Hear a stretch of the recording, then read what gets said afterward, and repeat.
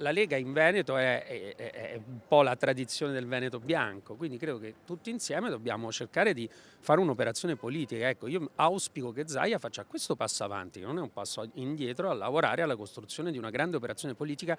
di responsabili volenterosi che affrontino quello che sta arrivando, che purtroppo è molto pesante, in modo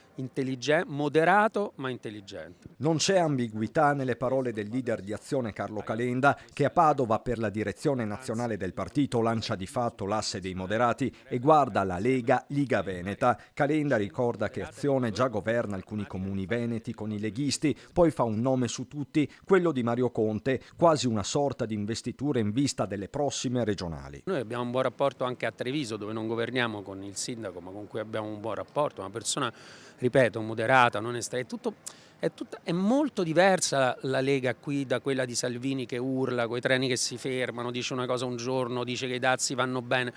Cioè sono proprio cose che secondo me viste da fuori sembrano incompatibili. Ci sarebbero quindi due leghe e Calenda parla quella autenticamente veneta, e questo nelle ore che precedono il congresso federale di Firenze, con Luca Zaia che non sarà presente alla giornata clou di domenica, quando il leader Salvini sarà incoronato, salvo colpi di scena, nuovamente segretario, con la variabile Vannacci dato per vice. Zaia sarà infatti al Vinitali, smorza in retroscena, ma già farlo è una sorta di indizio, lo stesso Mario Conte. E ben fa se sacrifica un momento di confronto interno per stare con